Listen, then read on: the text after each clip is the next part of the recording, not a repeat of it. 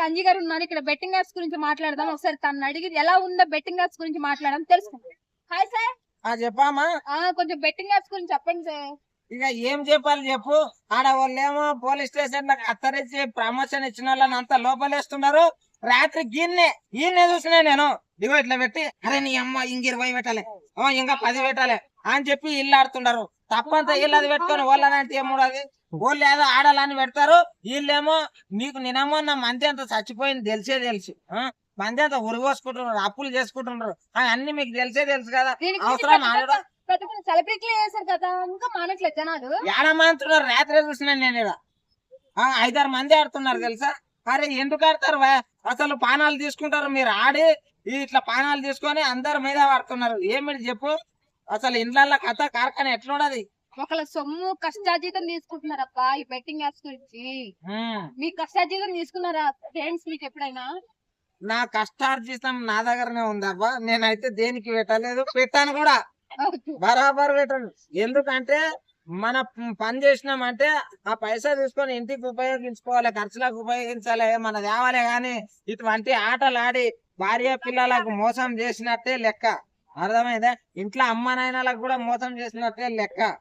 ఇగో సొసైటీలో నువ్వు మంచిగా బతకాలి, ఒక ఇల్లు కట్టుకోవాలి, అవి చేయాలంటే బెట్టింగ్ యాప్లు కాదు, ఏమైనా పని చేయి, బిజినెస్ చేయి, కానీ ఇలాంటివి చేయొద్దు. ఇప్పుడు మన ముఖ్యమంత్రి రేవంత్ రెడ్డి గారు అసెంబ్లీలో మాట్లాడారు కదా, బెట్టింగ్ యాప్ చేసేటోళ్ళని ఒక్కరిని కూడా వదిలిపెట్టాని.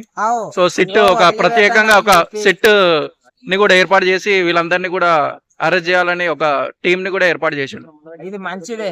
ఎందుకంటే ఇప్పుడు దాని వల్ల ఎన్ని సమస్యలు, ఎంతో మంది ప్రాణాలు పోయినాయి కాబట్టి దాన్ని సీరియస్ గా తీసుకున్నాడు సార్. ఏంటంటే ఇలాంటి రోజుకొక కొత్త కేసు బయటకు వస్తుంది, రోజుకొకరు ఆత్మహత్య చేసుకొని చనిపోతున్నారు. ఇప్పుడు ఒకటి మాత్రము అందరు యువత అనేది ఆలోచన చేయరు. వాళ్ళు ప్రమోట్ చేసేటోళ్ళు అసలు ఆడరు. వాళ్ళకు పైసా అవసరము, పైసా తీసుకుంటారు, కలాస్ ఆడికే. మీరు ఆడి పాడు కాకండి. ఎందుకంటే ఇప్పుడు గవర్నమెంట్ ఒకటే నిర్ణయం తీసుకున్నది మన గురించి. ఒక టీం ని పెట్టి ఎవరన్నా ఆడితే గానీ ఊకుంటలేరు, దాని గురించి చెప్తే గానీ ఊకుంటలేరు. దయచేసి ప్రతి ఒక్కరు ఆడకూరి ఆటలు అంతే. రేవంత్ రెడ్డి సార్ అయితే ప్రతి సీరియస్ తీసుకున్నాడు, ఏ ఒక్కరిని వదిలిపెట్టాడు. ఆయన ఏదైనా అనుకున్నాడు అంటే అది చేసేదాకా నిద్ర పోడు. అటువంటి వ్యక్తి ఆయన నిర్ణయం తీసుకుంటే ఎట్లా ఉంటది అంటే ఒక ఇంద్రుని చేతిలో వజ్రాయుధం ఎంత కత్తిలాగా పనిచేస్తుందో అట్లా పనిచేస్తాడు ఆయన. ఇప్పుడు జ్యోతక్క కూడా కొన్ని కోట్లు సంపాదించింది బెట్టింగ్ యాప్ పైన. 5 కోట్లు పెట్టి విల్లా కొనుక్కుంది, BMW కారు కొనుక్కుంది. ఇప్పుడు డబ్బు ఈజ్ మోస్ట్ ఇంపార్టెంట్. అందరు పైసల కోసము ఏదో ఒకటి చేస్తా ఉంటారు. డబ్బుల కోసం కకృతి పడి అమాయకమైన జనాల ప్రాణాలను ఇలా బలి చేయడం ఎంతవరకు? వాళ్ళు ఏదో చెప్తారు, ఇది తినర్రి, అది పెండ తినమంటారు, పెండ తింటారు. వీళ్ళు అవసరమా అసలు చెప్పండి?